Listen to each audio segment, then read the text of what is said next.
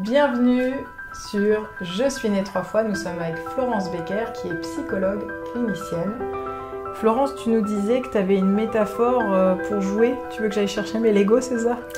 Non, c'est pas la peine parce que tout le monde sait ce que c'est des Legos, tout le monde a déjà joué aux Legos. C'est une métaphore pour expliquer un petit peu qu'est-ce qui se passe dans un cabinet de psychologue. En particulier un psychologue clinicien, mais après ça peut être aussi d'autres formes de thérapie.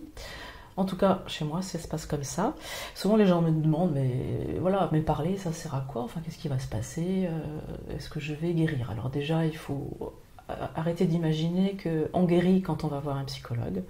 C'est pas du tout l'idée de guérir, c'est pas du tout de devenir normal.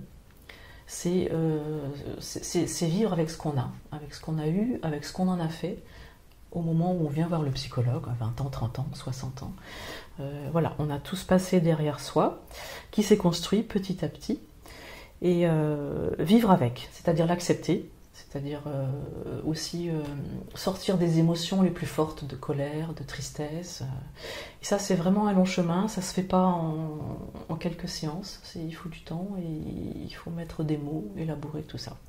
Alors, les Legos, donc tout le monde a joué aux Legos, c'est très simple. À la naissance, vous avez autour de vous plein de Legos, un tas de Legos définis avec toutes les couleurs, toutes les formes de briques, et sur votre chemin de vie, vous allez construire votre maison avec les Legos, petit à petit, jour après jour. Vous construisez. Sauf que souvent, parce qu'on se prend quand même pas mal de coups dans la vie, on construit un château fort, un petit peu, une tour, avec des meurtrières.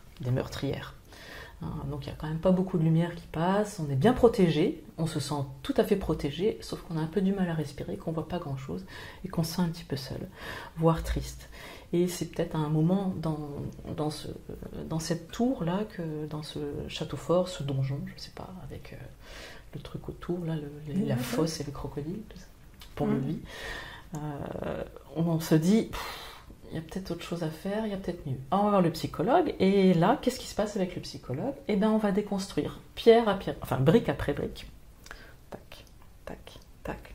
Toutes les briques, on va les enlever, et on va se retrouver comme au début, avec exactement le même nombre et les mêmes briques de Lego, et pour reconstruire autre chose, avec la même chose.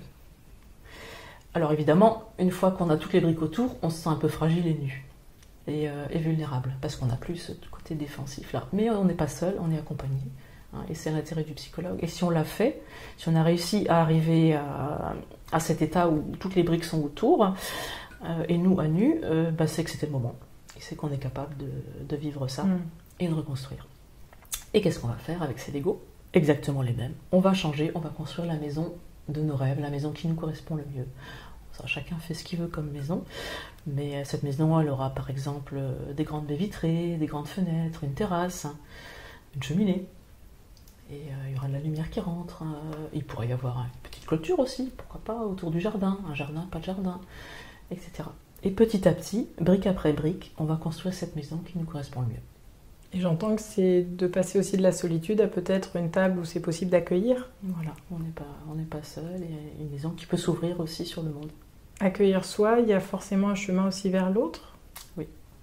Ça, déjà, c'est vraiment quelque chose que tu as... Déjà, je pense que si on arrive à se reconnecter à soi-même, c'est-à-dire à accepter qui on est, comme on est, avec nos différences, nos difficultés, voilà, tout ce qu'on se trimballe, et puis aussi tout ce qui est positif, et bien forcément ça ouvre aussi sur l'extérieur et sur les autres, sur le lien. Quand tu parles d'accepter, juste que nous nous mettions bien d'accord, accepter, ça ne veut pas dire tout est parfait, ça aurait dû se passer comme ça. Non, pas du tout. Qu'est-ce que tu entends par accepter? Accepter qu'on a fait des erreurs, accepter qu'on a eu des échecs, accepter qu'on a les parents qu'on a et que c'est pas ceux-là qu'on voulait, par exemple. Accepter d'être déçu par ses enfants,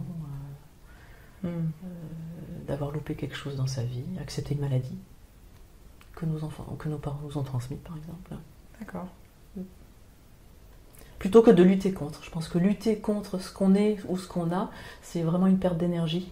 Ça sert à rien. Enfin, c'est-à-dire que ça ne fait pas avancer. Et à partir du moment où on accepte ce qui est, ce qu'on a, et qui on est, là on peut avancer. Parce que l'énergie, on l'a pour autre chose, pour construire. Ça ne veut pas dire que tout va être génial, que le chemin, il y aura toujours des cailloux sur le chemin. Mais on saura passer au-dessus des cailloux et dire voilà, c'est bien, je l'ai fait. Et puis il y a une vidéo pour tailler des cailloux, En donc plus. il y a peut-être moyen d'en faire quelque chose des On cailloux. peut raconter. Et est-ce qu'il y a nécessairement une notion de pardon dans l'acceptation ou c'est pas ça? Alors le pardon, moi je j'aime pas tellement le côté qui renvoie à la religion, enfin en tout cas ou un certain discours religieux. On peut appeler ça du pardon, moi j'ai pas envie d'appeler ça du pardon, Voilà. mais c'est de ce côté-là, C'est- effectivement. D'accord. Et peut-être ce serait d'abord se pardonner à soi-même en premier si on voulait pardonner à quelqu'un. C'est quelque chose que tu retrouves Voilà. souvent, cette difficulté vis-à-vis de Ouais. soi-même. Ah oui, les gens sont très durs avec eux-mêmes. Ouais. C'est une professionnelle qui vous le dit. Alors j'aimerais bien que vous ouvriez vos deux oreilles, deux grandes oreilles bien grandes. Voilà, moi je m'accorde à Florence pour dire que nous trouvons que souvent vous êtes dur avec vous-même. Donc c'est vraiment... ça serait vraiment quelque chose à entendre parce que moi j'entends des gens me dire mais non, mais je le suis pas. Et en fait, Bah, il y a et il une y a des difficulté exemples. à se percevoir. Il y a des exemples très simples de la vie quotidienne. Hein. Vous renversez un objet qui casse, vous dites mais espèce de conne, mais qu'est-ce que je suis conne. Vous auriez une amie qui fait ça chez vous, avec un verre chez vous. Vous allez la traiter de conne, espèce de conne. Mais non, vous allez dire mais c'est pas grave.